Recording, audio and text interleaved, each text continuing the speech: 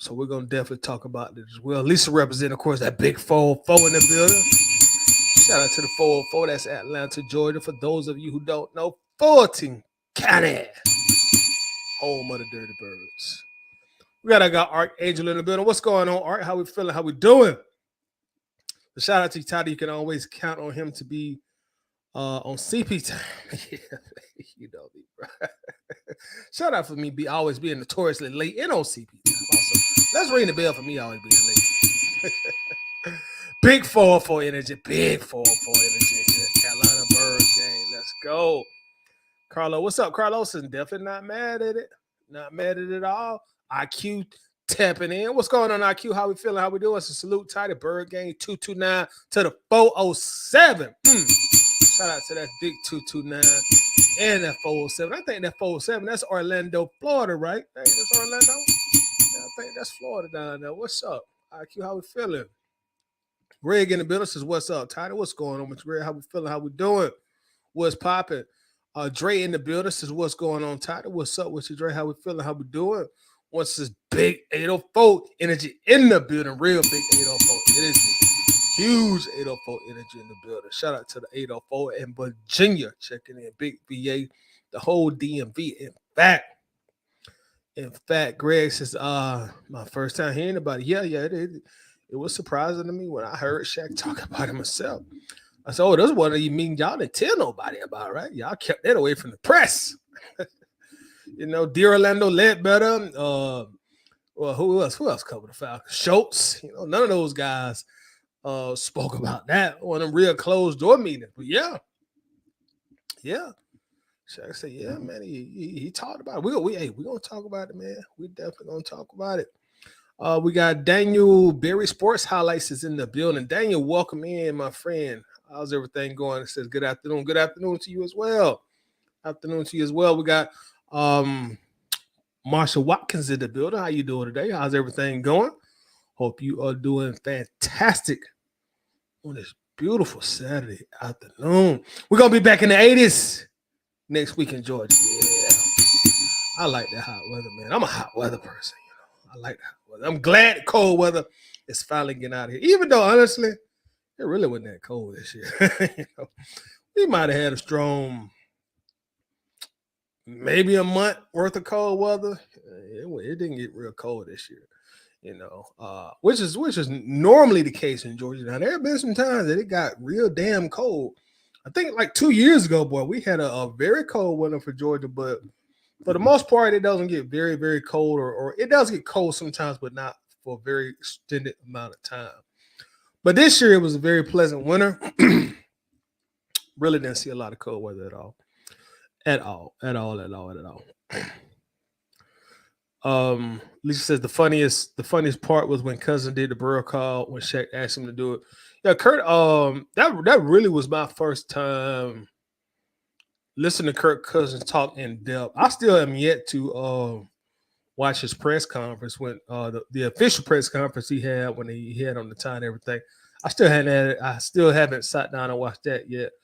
Also, so that was my first time is really hearing him talk for a extended period of time. He's very personable. Seems like he got a great sense of humor.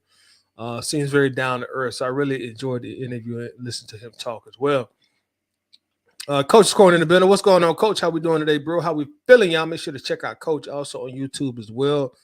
Make sure that you do subscribe to his channel on YouTube. So once you start putting out the content, we all be here to check him out.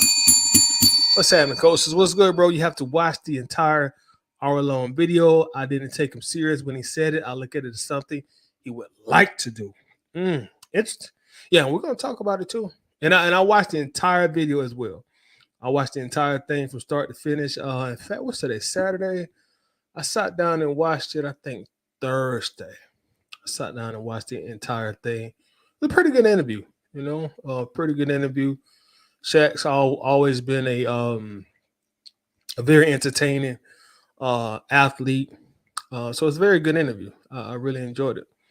Diva's in the building. What's going on, Diva? This is what's good, Tight End Bird Gang. What's going on, Miss Diva? How we doing today? How we feeling? How you doing? Hope everything is well. My Bronx brother Robinson is in the building representing the BX. My brother was good. We survived the earthquake in NYC. I heard about that, man. Let's ring the bell for you surviving. Yo, for you surviving that earthquake. I heard about that. What is the world coming to when you get earthquakes in New York? Boy. That's normally for what? Cali? Cali don't get earthquakes? I think what's up with that?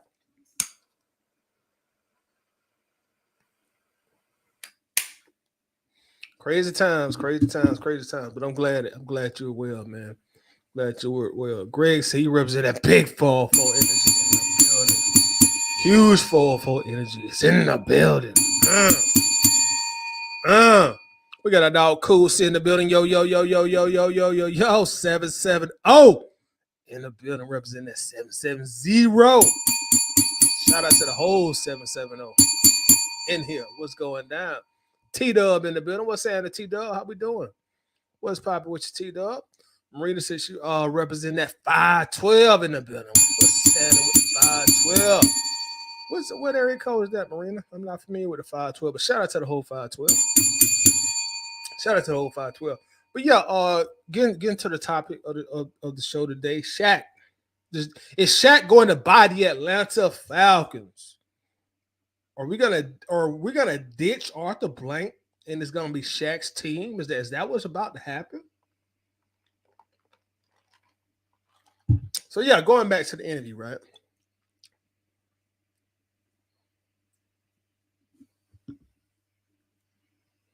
Shaq mentioned that he had a meeting with the Falcons because again, him and Kirk Cousins, they were talking business. And I'm paraphrasing here, but Kirk Cousins was like, "Hey, Shaq, do you maybe want to one day own a professional franchise?" Shaq was like, "Yeah, I had a meeting with the Falcons. We talked about it." I'm like, "Well, hold on, Shaq. You just glossed over that." And what I didn't like about it is and no fault of his, but Kirk Cousins didn't give any kind of follow-up questions. Like Kurt, you just can't let him put that out there and then you don't give him like at least 2 follow-up questions. So he was like, "Yeah, I had a meeting with the Falcons and we talked about it and discussed it." But he said there are some NBA teams that are coming up that probably are going to interest him more. But what I really would like to know is like in what capacity, and I'm sure it would have been more of a minority ownership or part ownership role. Because I'm sure Arthur Blank isn't going to sell the team in regards to the majority stakeholder. Yeah, I don't know. I mean, I guess it really everything for sale if the price is right. But how can I say this and not make it seem like I'm trying to count Shaq's pockets? But to buy an NFL team and be a majority stakeholder, I mean, you the majority owner, like Arthur Blank is the majority owner of the Falcons, of course. There are a lot of requirements that have to be met. I actually should have pulled them up so we could have read them together. But there are a lot of requirements that have to be met. I read them off one day and I was like, the NFL and they're making sure that your money is very, very long. That you have to have a certain amount of liquid cash at your disposal. You can't take out a bunch of loans to buy the team. Your money, your liquid money got to be real long to buy an NFL team. So there are a lot of requirements in that aspect. Again, I'm not trying to count Shaq's pockets, but again, how can I say this and be professional and respectful? But I just don't think Shaq got that kind of money yet. Keyword yet. Yet. I just don't think Shaq got that kind of money yet. So I'm sure, excuse me, I'm sure it would have been in a minority type of role in regards to the ownership. But I think it would have been a good thing. I think it would have been a good look. I think it would have been good for the Falcons. Now, as I continue to watch the interview, I did realize that Shaq don't know a whole lot about football. he didn't even know what the franchise tag was. Kirk Cousins had to educate him on what a franchise tag was. So I was like, okay, so you'd have really just been a money man. But I think having Shaq as a owner or a part owner or whatever, minority owner, would have been good for the Falcons. Possibly could have used his influence to help us bring in free agents. You know, he could have been a deciding factor. You know, if we offering a player $80 million contract, Team B is offering him $82 million. Maybe Shaq could have been the determining factor. They're like, okay, well, I'll take $2 million less to go play for Shaq and Arthur Blank and Terry Fontenot and the Falcons. I think it would have been a good look. Of course, I don't think he would have been a major shot caller being a minority owner, similar to Warwick Dunn. But I think the figurehead of it, would have bode well with the Falcons. I think that would have been a good thing. Marina says Texas. Okay, shout out to Texas. Texas in the building. Texas in the building. Anthony White in the building. What's going on, Anthony? How you doing? How you feeling, bro? What's popping? But yeah, I would have loved to hear Kurt just give him some follow-up questions. Like, Shaq, what do you mean you were interested in buying the Falcons, or you sat down to buy the Falcons? Like, just follow up to that. Or why the Falcons? What about the Atlanta Falcons interests you that you sit down to talk with Arthur Blank and all the head honchos about buying the team or having a stake of ownership in the team? And that's what Kirk Cousins' inexperience as a interviewer came in. Yeah, because Kirk, you didn't hit on those follow-up questions, Kirk. We needed some follow-up questions. We let Shaq get off the hook with that. But what do y'all think? Y'all think that would have been good to have Shaq as a part owner of the Falcons? You think that could have benefited us on the field? Because of course, the ultimate goal is to win a Super Bowl. You think that would have benefited us on the field, or do y'all think it just would have been a circus or a sideshow? We got our owner, we good. We don't need owner. So I'm interested to know what y'all thought about that as well. So make sure to comment and let me know what you thought about it as well. In fact, let's look at a clip of that. We're just gonna play a little bit of it because I don't want Shaq to give me no copyright violations for streaming his interview. So we're gonna play a little bit of it. That way we can get some proper context on the question and the situation and the scenario. So let's pull it up and look at it, y'all. Let me share my screen here. I think this is it. Hold on just a second, y'all. We'll look at this together. All right, where we at? Kirk Cousins, open up. Okay, I think this is it. Yeah, that is it right there. So we're gonna play this together, y'all. We'll listen to it together.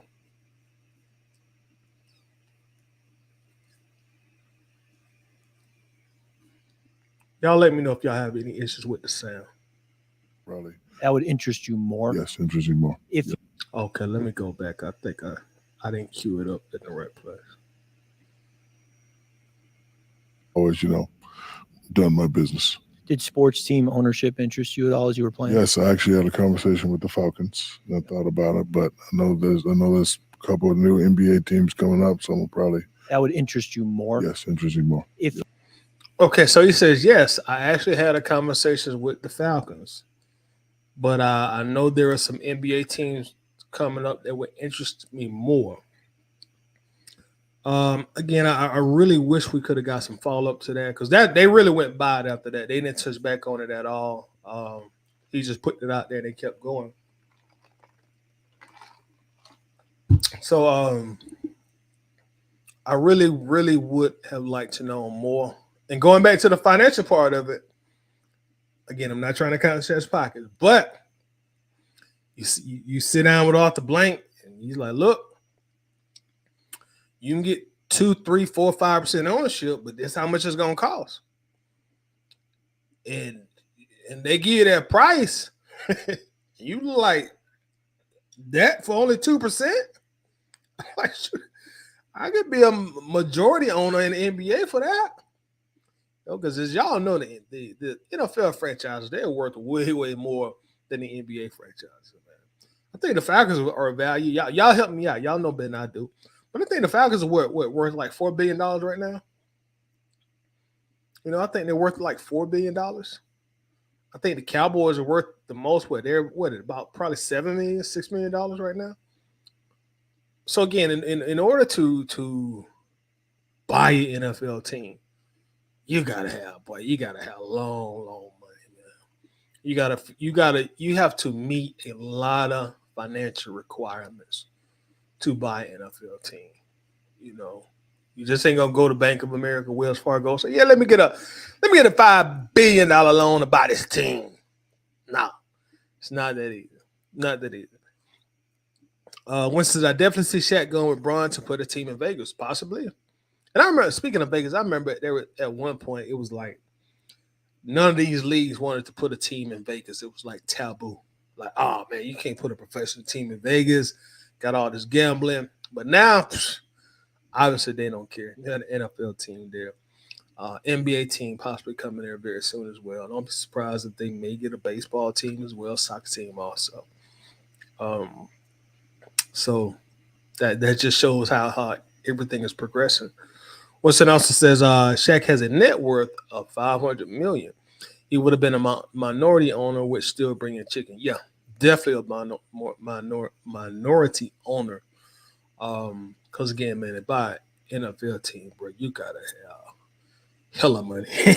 You gotta have Arthur Blank money. You know what I'm saying? You need some Jerry Jones money. You gotta have Paul Allen money, man. You gotta have a lot of liquid money, and it just can't be. Again, it just can't be like assets. Like, you gotta be able to show, like, look, I got this liquid money. If I need to, I can go pull $200 million out the bank. I can go pull this liquid cash out the bank. It can't just be assets. You gotta have liquid money, and I think you have to. I think if you do get a loan, it can't be over a certain percentage, if I remember right. There are a lot of financial requirements that have to be met in order to get a team, man, because they got to make sure, like, you are financially set for life. You know what I mean? Because it's a big, big money industry.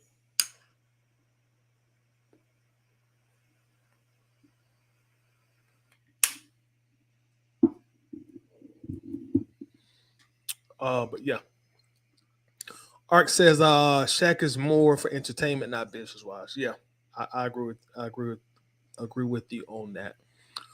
Ark says I love Shaq though. Yep. Shout out to Shaq. Yeah, Shaq actually will. During this interview, Shaq talked. I think he owns like 7 houses right now. He said, but his main residence right now is in the Metro Atlanta area.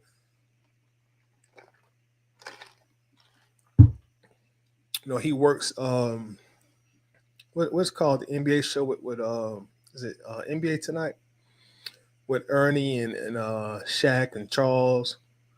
So that's where he spends. That's where he's doing most of his day-to-day work at. So he lives in the Metro Atlanta area. That way, of course, he can get back and forth to the studio, and do his job. But he lives in the Metro Atlanta area. He mentioned in that interview that he owns a house there where they actually filmed this at. They're at Shaq's house, and he says he bought the house next door. And Shaq was like, well, I really just bought it for the land, the lot, So I guess he didn't want no neighbors, which is understandable, He wanted privacy, so I can definitely get that. Definitely understand that. Lisa says, I want football guys part of our ownership group. We have enough businessmen, get some people who have football running through their veins. I can definitely agree with you on that as well. And that goes back like to the financial part of it. Like, the guys who got all the money, they may just don't know a whole lot about football. Man, if you ever heard Arthur Blank talk, Arthur is on the surface. He seems to be a very humble billionaire. Anytime he talks publicly, he always try to make it seem like, well, I don't know a lot about football. That's why I got these guys, working beside me. But when you hear him talk like off the cuff, he knows a lot. Arthur Blank is not illiterate when it comes to football. Arthur Blank knows a lot about football.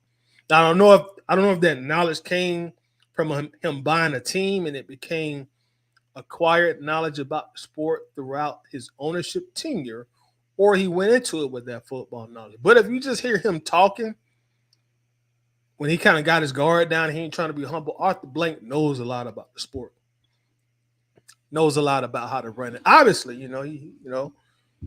he built Home Depot from the ground up, even though that has nothing to do with football. But I'm just saying, you can tell there is a lot of knowledge there when it comes from Blank uh, about the team. He knows the players. He knows the basics. So he's a very sharp owner. Lisa says, I love him too. I go, this Krispy Kreme location. Shout out to this Krispy Kreme location. Where's that location at, Lisa, for those of us who are not aware? And that way we can show some love to the big Aristotle and go get us some Krispy Kreme also. He spoke about that. He spoke about, that's a good interview, y'all. Y'all make sure to check it out. It's on Shaq's podcast. All you got to do is just put in YouTube, Shaq, Kirk Cousins. It'll pop right up. But he spoke about his Krispy Kreme. He spoke about Papa John's. He spoke about 24-hour fitness. It was a very entertaining interview. So definitely go check it out. March says, I think Shaq should have some type of football experience or just know about football. In that interview, he did say he played football. But as the more he talked, you kind of tell he really probably is not like a football mind. Again, he had to ask Kirk Cousins what a franchise tag was. And a person that's, in the know with football, what a franchise tag is. But Kirk had to explain that to him before buying a team. Yes, I agree. Definitely agree.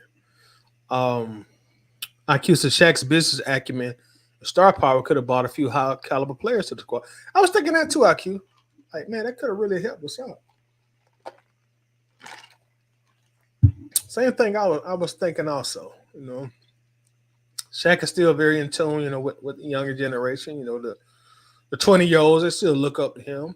They still respect him. So, he could have helped bring us in some key players, to hopefully get us over this Super Bowl hump sooner than later. Lisa says, Reed and the Falcons are worth $3.88 billion. Yep. Sounds about right. So the Falcons are actually worth right at about $4 billion. $4 billion. And again, not trying to count Shaq's pockets or nothing like that. We're just talking about, this is in context of our conversation, but Falcons worth $4 billion, and someone said Shaq's net worth is $500 million. The math just don't add up. It's pretty much what I'm trying to say. You gotta have a lot of money. You gotta have money. Real money. You gotta be billionaire up. Gotta have a lot of liquid money also. April Thomas in the building. I think there's Ron Thomas. Shout out to you, Ron. What's going on? How's everything going today? Appreciate you coming through. Anthony says you got to be a billionaire to at least sniff an NFL team. True. It's got to be billions on billions. Yep. Exactly. You can't be like worth 1.2 billion. You gotta like Anthony say, billions. There are some financial requirements that you must meet. It's very meticulous and it's very detailed, and they got some very strict rules. So you just ain't gonna play around and end up on an NFL team. It's not gonna work like that. Definitely not gonna work like that. All right, so Shaq lives out in my county. People see him all the time out here in Henry County. Yep, that's exactly where he live at. He works with the sheriff in Henry County at all. Shout out to Henry County. Yep. Yeah, I actually got a friend.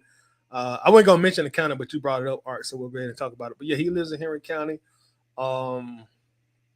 People do see him out and about. I have a friend that actually lives less than a mile from his neighborhood. He went by there. He took some pictures of Shaq's yard one time and sent it to me. I said, "Boy, you a damn stalker." I just messed with it. So look at your stalking ass. Stop taking pictures of this man's house. But yeah, that's where he lives at, man. That's definitely where he lives, Henry County. There's a lot of people with a lot of money that lives actually in Henry County. I know. Conventionally, we think all the people in the Atlanta area are associated with living like in Fulton or maybe Cobb or Gwinnett, but some people want to be a little further away from that, the city of Atlanta, so they'll come and get some land and buy a house in Henry County. So it's a lot of people, man. So it's a lot of people. I know Ti and Tiny. They lived in Henry County. They had like 2 or 3 houses. They lived in Henry County for quite a long time. They just went and recently bought a house in Sandy Springs, so they went back more up into the city area. But yeah, it's some neighborhoods in Henry County, man. There's a lot of money in Henry County, man. A lot of money. That's probably why the police like they are in Henry County too. Also, if you're from Georgia, man, you know you don't play with Henry County police. You better respect that. You better respect that stretch of I-75 when you get to Henry County. You better respect it. You already know you better respect Henry County when you get into Henry County. Lisa said it's on Ponce de Leon. It burned down about 2 years ago, but he rebuilt it, so it's up and running again. Okay, so y'all make sure to go show Shaq's Christmas rings from love on Ponce de Leon. You might even see him in there one day. In there. Travis says he does a lot down here in Henry County. My kids got invited to his Crimson event in 2020. Shout out to that also. Yeah, and you do catch Shaq a lot of times doing a lot of good things. I know there have been plenty of times where I've just seen, and this is not him filming this, but it's people filming this or posting it. But he'll be in the Best Buy or any of these retail stores, and he just buy. I ain't gonna say buy a store, but he'll like buy laptops for people. I remember reading a story one time, and he was behind somebody in line, and he bought what he bought what they had at the register and told them, "Hey, go ahead and get what else you want also while I'm here." So just acts of kindness like that, man. Shaq's a real good dude. If you ever listen to I remember he went on Drink Champs. That's Nori and DJ F, and he went on their podcast, and he talked about his father and how he was raised in his family. You could tell like he came from a very solid household with a lot of structure. So Shaq's a real good cat, man.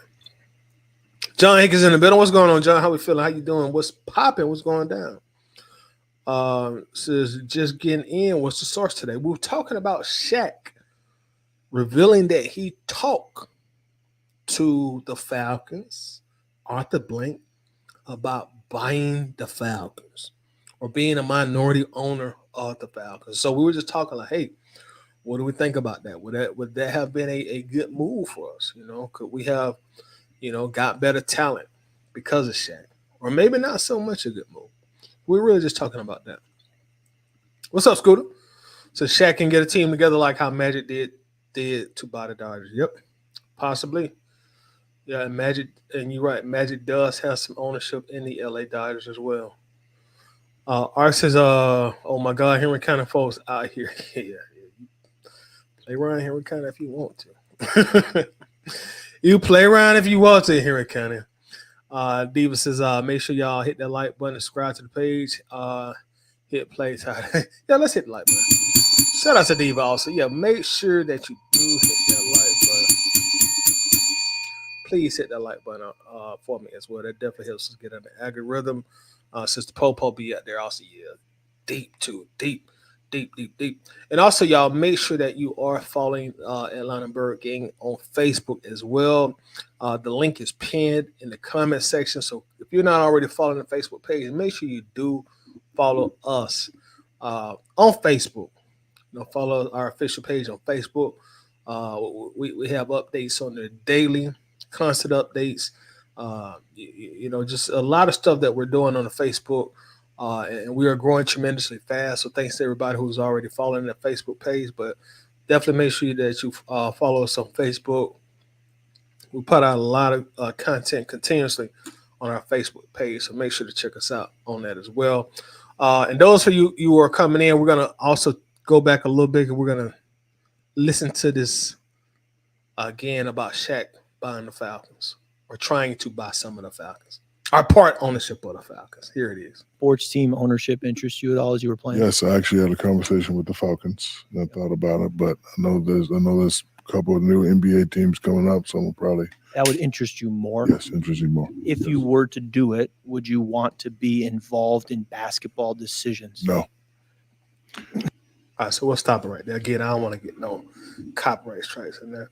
But say they had a conversation with the Falcons, but he said there are some NBA teams that are coming up that would interest him more. And again, those teams are going to be a lot cheaper than trying to get a piece of an NFL team. So shout out to Shaq.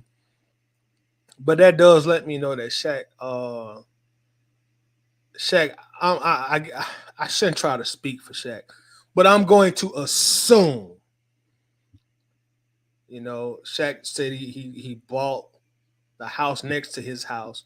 So I'm going to assume that Shaq has really settled in regards to being a resident of the state of Georgia. He likes it here.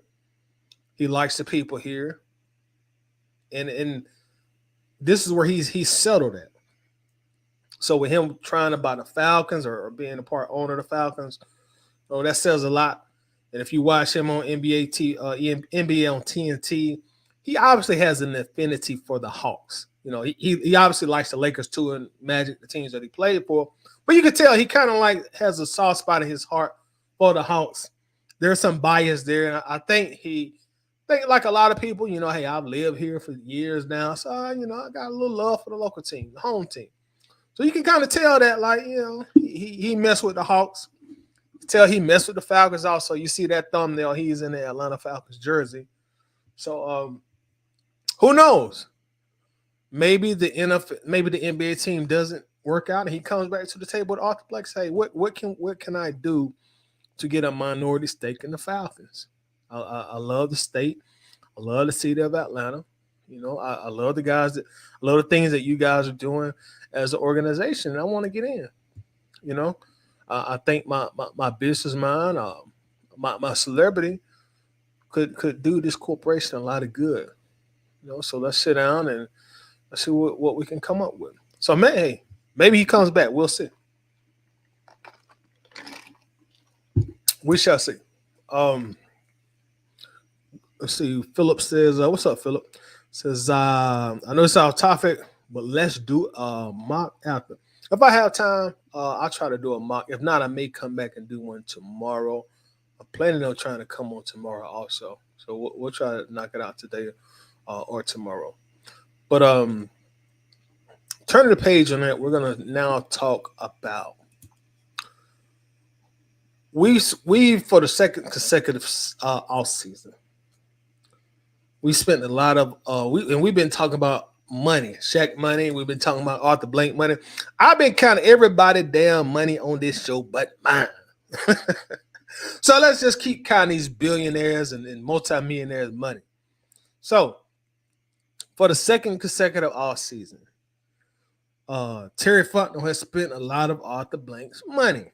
A lot of his money. We spent a lot of money for the second consecutive year. We've been going into these retail establishments and just swiping that card. How it be sometimes, you swipe that card and you don't even look at your you don't pull up the app and look at your available balance. You just swiping. Man, I got something in there. I'm just gonna swipe. I got some money. Now let's just keep swiping. So we just been swiping that card, spending money, right? For the second consecutive year. And just like when we have money to spend as people, it feels good to have money at your disposal. And I'm sure that's a good feeling for the general manager. Hey, man, I got money to spend. I'm sure it wasn't a good feeling for Terry the first 2 years when he didn't have any money to spend. Like, I got money to spend. I'm finna spend this cheddar. So, but second consecutive year, we spent a lot of money in the offseason. We spent 100 million guaranteed on the quarterback. Spent some money on spent some good money on some receivers too. So with that said, and we're entering draft territory. We're just a few weeks away from the draft. With that said, and I want to talk to y'all in the who's watching. Prior to the draft, what is your what would be considered a successful season for the Falcons in your opinion? Obviously, the Super Bowl is always the goal. And that's for every team. Obviously, the Super Bowl is the goal, but being a little more realistic, let's take our Falcon shades off for a moment. What would you consider a successful season? Knowing the money we spent this year, this offseason and last offseason, and yet we hadn't drafted yet. But and what I mean when I ask that question, do you say, okay, Toddy, 10-7 the playoff appearance? To me, that's a successful season. Hey man, we hadn't been in the postseason since 2017. So for me, just getting to win the season, getting into the playoffs, I would consider that a success. Or do you say, well, we spent a lot of money on that quarterback. I need at least one playoff win. And I'll consider that a successful season. So what's your definition of a successful NFL season? Make sure to put that in the comments and let's talk about it. What's your definition of a successful season? Getting into the playoffs, winning the playoff games, just let me know, please. Winston Braun has said repeatedly that he wants to create an NBA team, and the preferred location would be Vegas. Braun and Shaq, as ownership, would want to be part of Braun and Shaq as ownership. Everyone would want to be a part of that. Plus, it's Vegas. Yeah, you got two high profile, tongue tied, all time greats, and then you have a very preferred destination in Las Vegas, as you mentioned as well. So that definitely would be a place that I'm sure a lot of players would want to play as well. Diva says Phoenix worked out for the Falcons in private session in Seattle. Thoughts, y'all, on Falcons taking a quarterback this year in the draft? That's a good question. That's a good question. In fact, we're gonna we'll delve into that also. We'll talk about that also. So we'll talk about that and also what's your thoughts on a successful season, and we'll also talk about quarterback. Is this draft to take a quarterback this year? Do you take a quarterback high in the draft this year, or do you wait until next year to take a quarterback? Either way, I feel supremely confident the Falcons are going to draft a quarterback in the first round in these next 2 years. I don't think they'll do it. In fact, I'm pretty sure they won't do it this year. So probably next year, but they will be drafting a quarterback within these next 2 years. I'm sure Terry Fontenot doesn't want to be in the same situation he was when Matt Ryan left here, when you don't really have a guy that you groom to take over. I'm sure they probably learned from that. I shouldn't say they. I'm sure Terry has learned from that. So I'm confident they will be drafting a quarterback very early in the draft between these next two seasons, or these next two drafts, including this month's draft.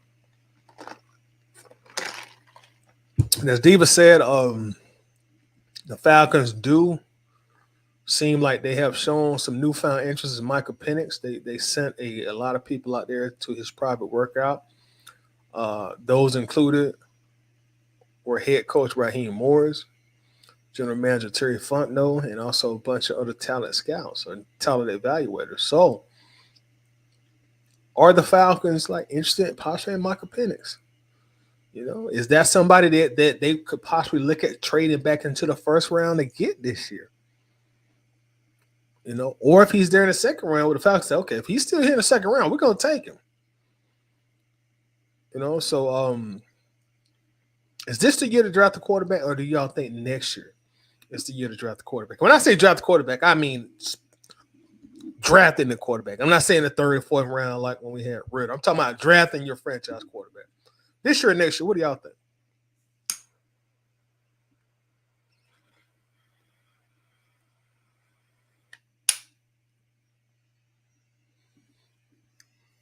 Diva says, We need to win the division at minimum, period. So her idea of a successful season would be winning the NFC South.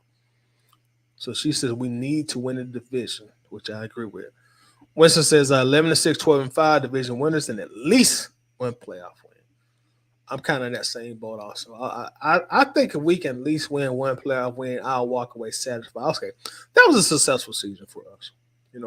Again, of course, everybody's goal is a Super Bowl. But it's only one team gonna win it. It's only one team gonna win it. And the way I'm looking at it, like,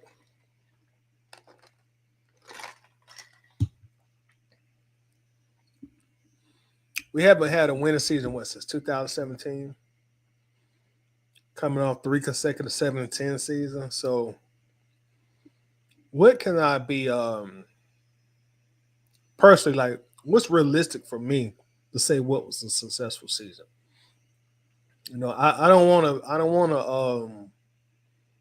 want to be like so pig-headed to the point where I say it's Super Bowl or bust. I want them but a Super Bowl. I get that.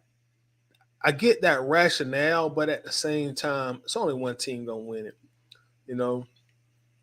And I want to put a realistic reaching point personally. So for me, it's not Super Bowl or bust.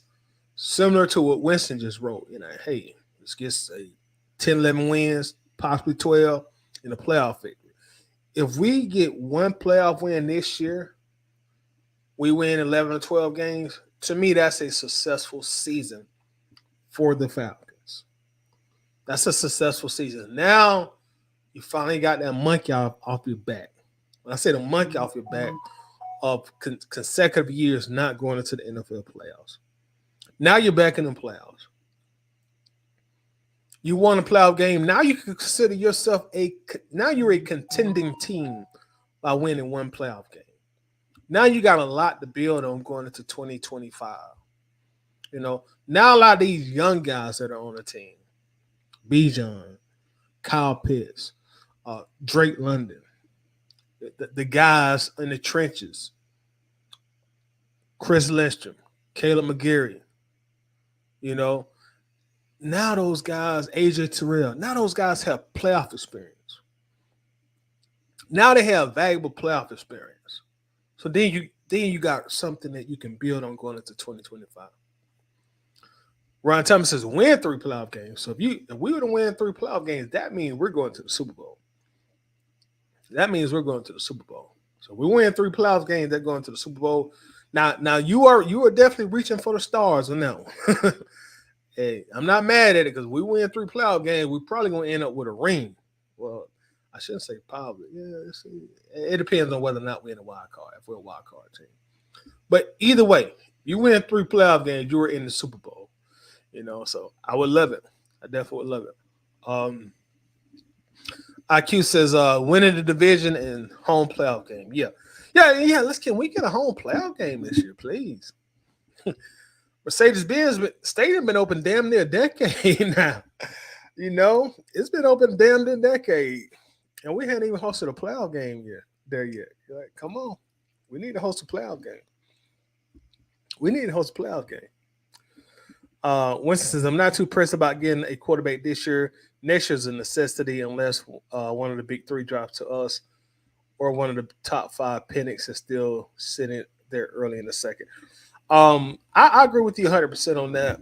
I don't personally think – I don't think this year's the year to spend a first-round draft pick on a quarterback.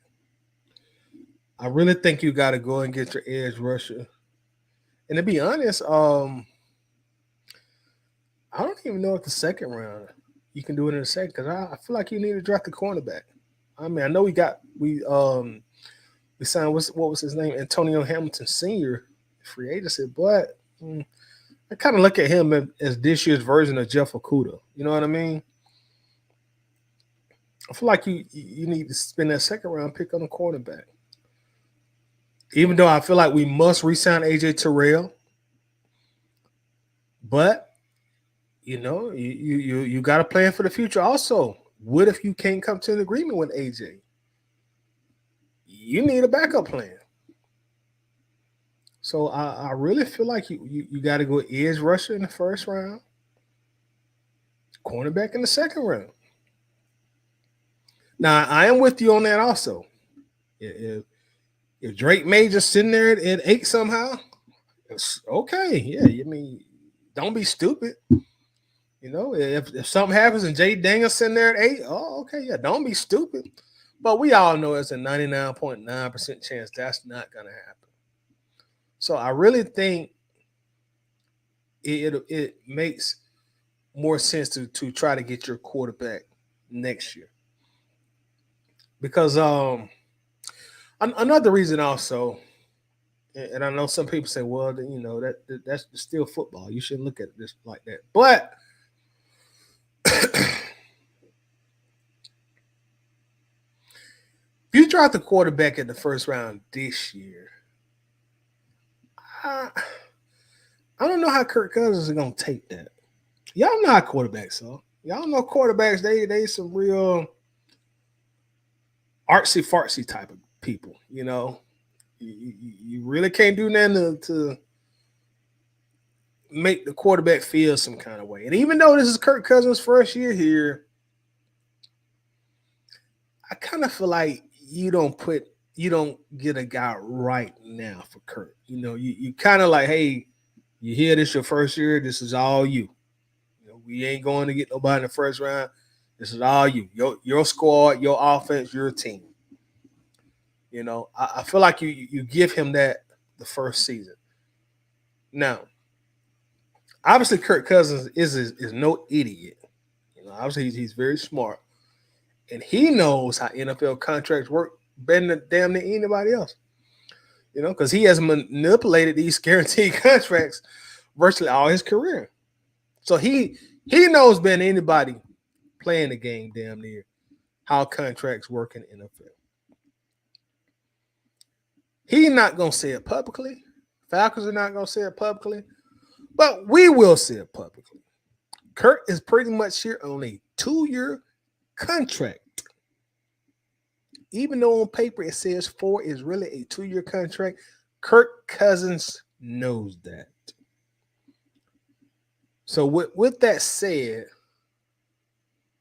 I think next year, the final year of his contract,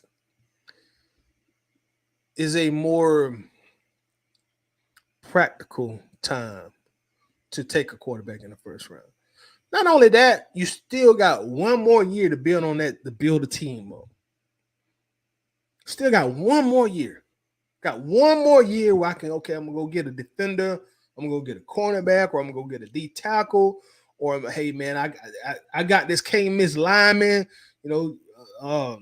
Matthews is getting older. He just had another baby. He probably don't want to play no more. He going to raise his kids after this year. So you got one more year to build that team up before you dedicate yourself to your franchise quarterback. So I feel like the 2025 season, that's the year you go do it. But what do y'all think? Greg says winning the South and at least a playoff game. I can definitely go for that. We definitely got to win NFC South this year and win playoff game. I'm with you on that, Greg.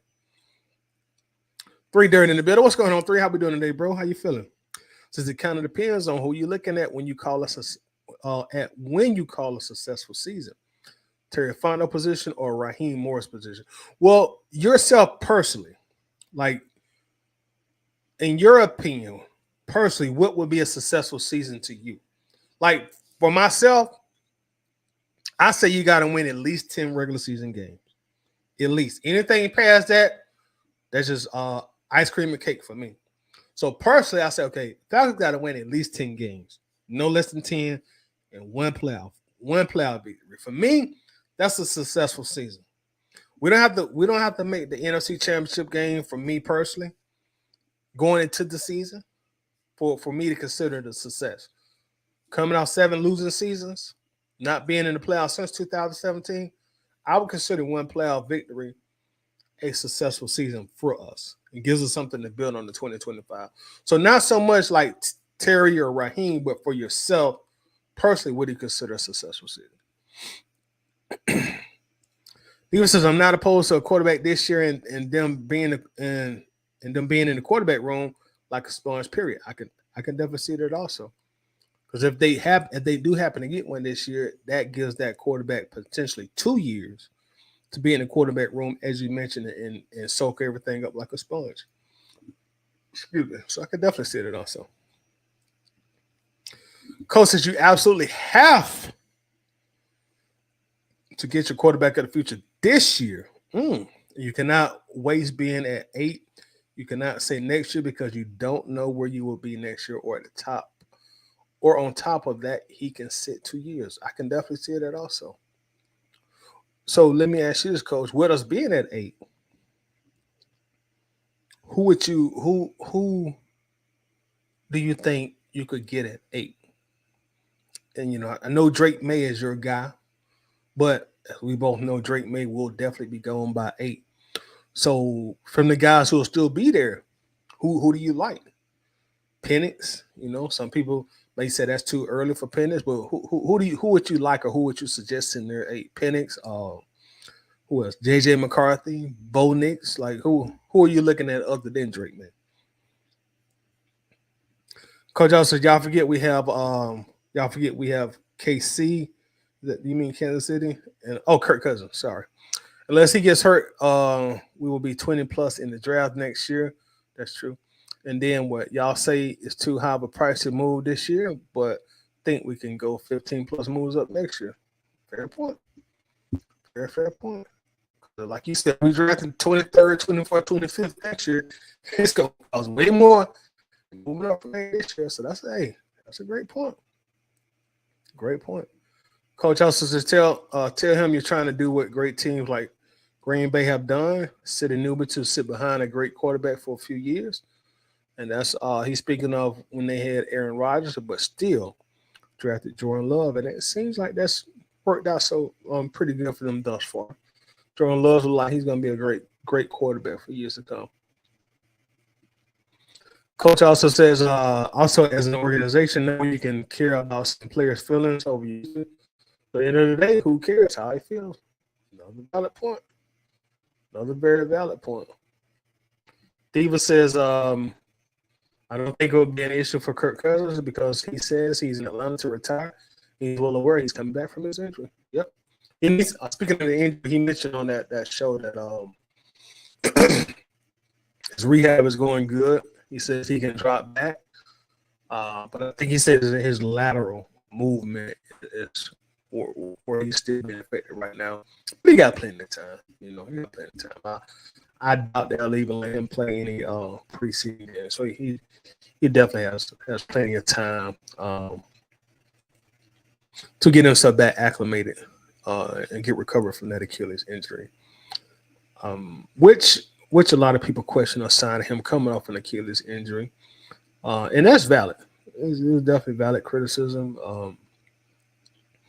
I can't sit here and act like it's not something that I have not thought about myself. With him being now his mid-30s, coming off an Achilles injury. But yet and still, I don't have any regrets.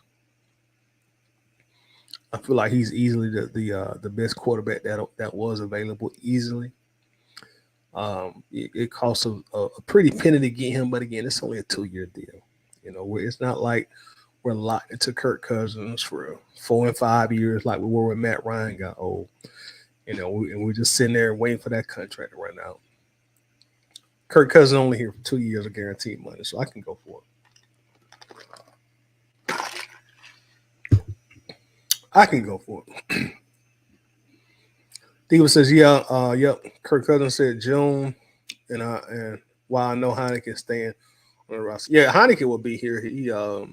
He took a pay cut, so he's definitely locked in. He'll be the backup quarterback, I'm sure. Winston says that Green Bay situation wasn't a normal situation. Green Bay didn't draft Love for the future. They drafted him due to Rodgers dangling retirement over them for the previous 2 seasons that had to have a quarterback plan. It's kind of similar to it kind of ran to that with Brett Favre also. Brett Favre can't decide whether or not he was going to retire. They're like, look, man, we got to draft the quarterback. You never know what Brett Favre going to do. So they drafted Aaron Rodgers, and he's set for what, about 4 years. He eventually took over, and he won a Super Bowl also. Three Dirty says NFC division win and a playoff win. Yep, that's exactly what I meant with it too. Three win the division and a playoff win, and for me, that's a successful season. Coming off what, 6 consecutive losing seasons. Now next year, a successful season for me might be, hey man, you got to make the Super Bowl. It just depends on how this year plays out. But as we say, you got to crawl before you can walk. You know. Again, the goal is always to win the Super Bowl, but I'm realistic too. I can't expect my team, who hadn't had a playoff game since 2017, to all of a sudden for me to all of a sudden look at that and say, well, you got to win a Super Bowl this year. To me, that's not being realistic. You know, it is very rare. I don't know if it ever happened in NFL history. It probably has, but maybe once. But I don't know if you've ever had a team who has had 6 consecutive losing seasons win the Super Bowl the very next year. I can't think of a time in history that has happened. Y'all in the comments, y'all smarter than me. Can y'all think of a time in history where a team had 6 consecutive losing seasons and they won the Super Bowl the very next year? And that's why I say, being realistic. Be realistic. Again, the Super Bowl is always a goal, but be realistic too. You know what I mean? I don't think the Carolina Panthers can say we're Super Bowl or bust. You know what I mean? I don't think they can say that.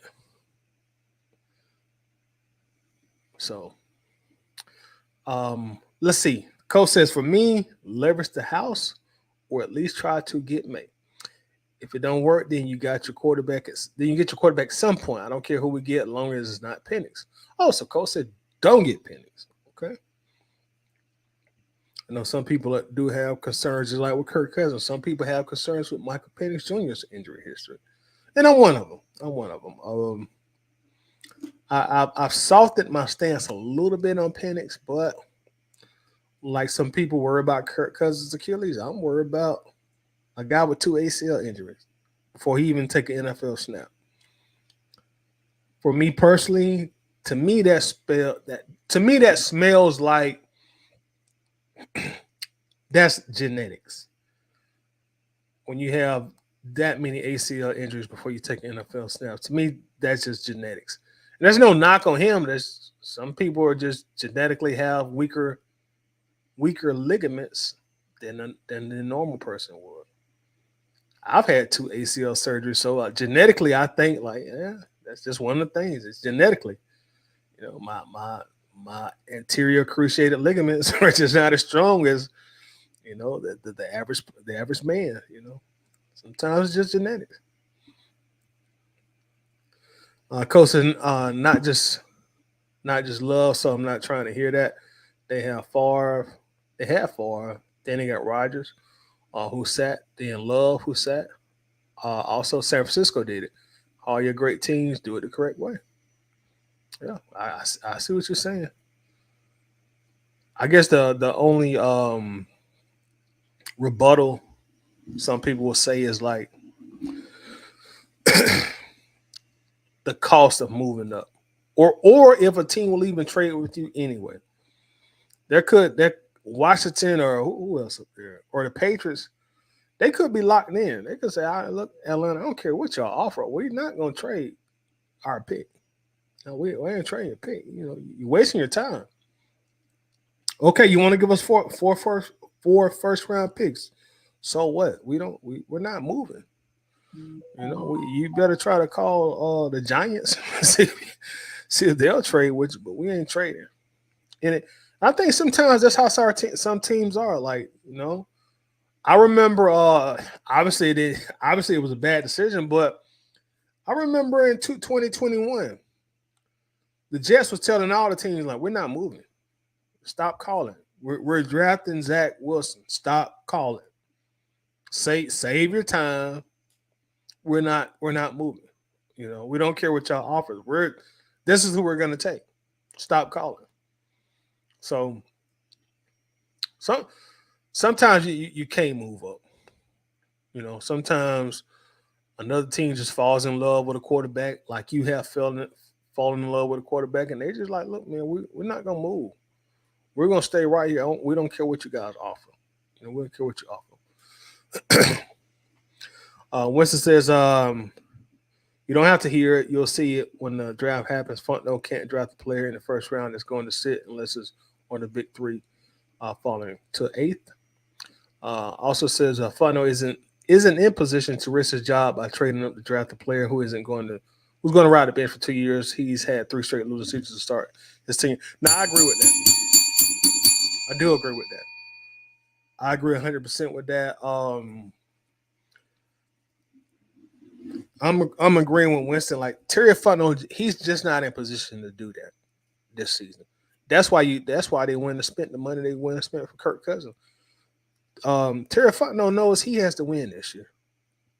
He has to win this year, or his ass is probably grass.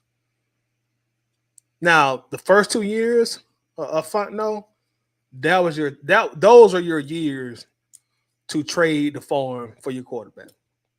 Those are the years when nobody went expecting you to win. You didn't have no pressure on you. You were coming in and trying to eradicate the mistakes of the Thomas Dimitroff era. People were willing to give you passes. Even us fans were willing to give you passes. So to me, Fontenot would have had to probably do that early in his tenure. Now Terry's at a position where like he gotta win. Like you really gotta win now, Terry. So I do agree with what Winston is saying right there. Coach says, yeah, Todd, I get that. We can't move up unless the team is good with it. All I want to see or hear is that we at least tried to give a King's wrestler to move up. That's all. I'm sure they probably have called and probably have inquired also. I'm sure they made some calls. If they haven't, then we got a terrible GM.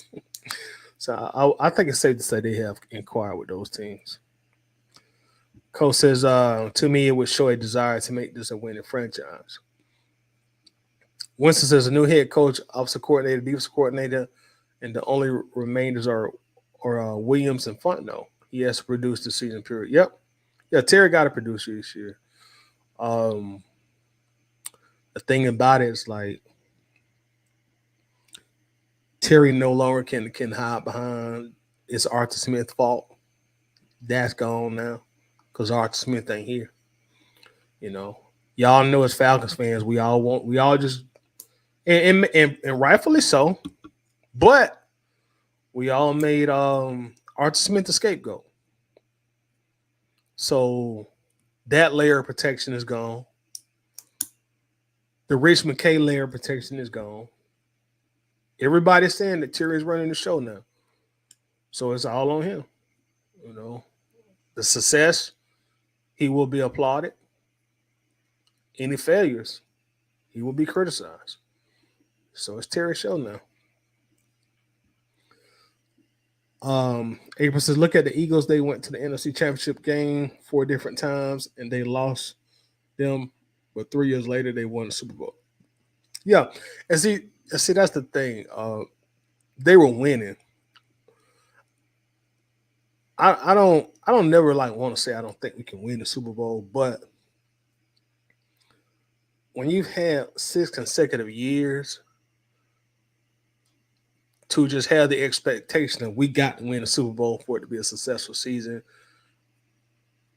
I think those are some very elaborate expectations, And I'm not saying there's nothing wrong with that, but for me personally, I just try to be a little more realistic with my personal expectations.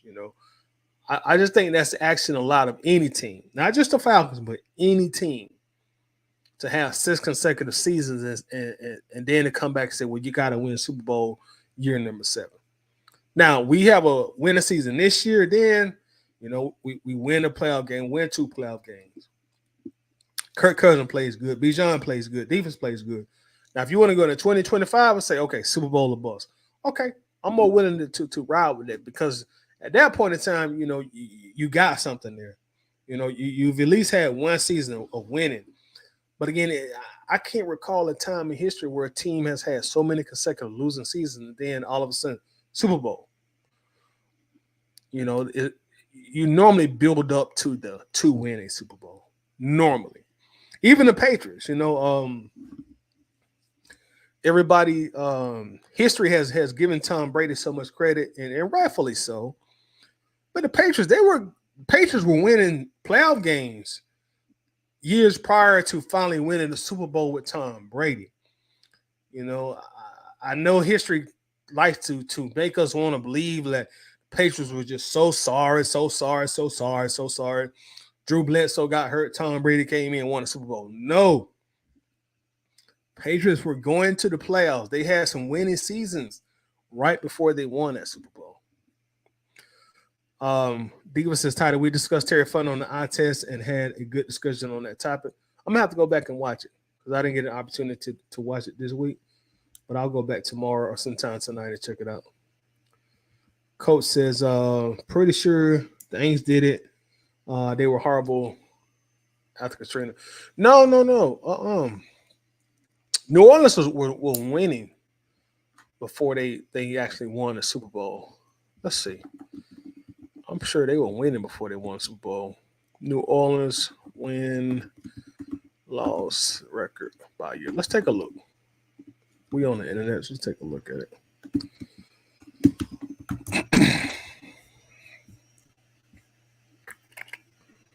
Let's see here. They are 412 and 468 all time.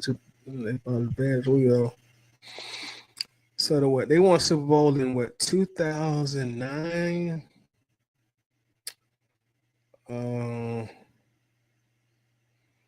Yeah, they had some slight success before they won the Super Bowl because they was in the conference championship game in 2006. And then won the Super Bowl a few years after that. So they had some success. Why did this ad come up on my screen? I need to put an ad block on my computer. Yeah, but my bad, y'all. Yeah, they went 10-6 in 2006. Went to the conference championship game and they lost that game. And that's kind of what I mean, when I said earlier, have some of the guys get some key playoff experience. Our young guys on the line, our young skill position players. And that's kind of the track that New Orleans took.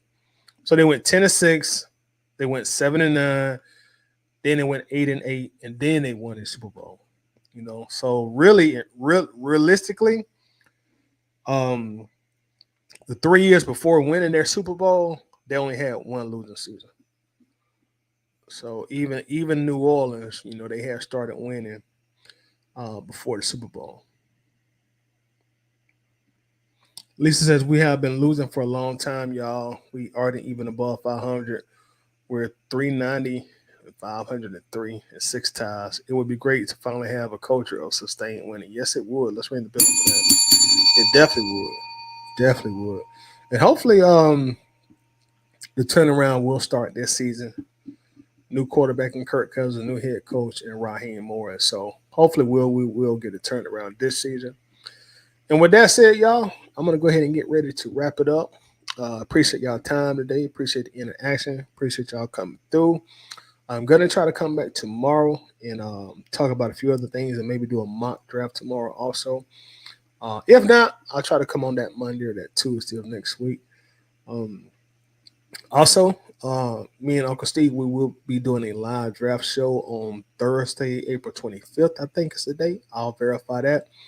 We'll probably start around 7:30. So make sure to check out that as well. So we will come through and do our annual live draft stream. Again, I will be back tomorrow or sometimes within the next couple of days. Diva says tomorrow is my birthday. Let's wish Diva a happy birthday. Let's ring the bell for Diva. Wish you the very happy as a birthday, Diva. Have a blessed anniversary day tomorrow. Hope everything goes very, very well for your special day. And on that note, y'all, we're going to get out of here. Y'all have a Blessed night, blessed weekend. Peace.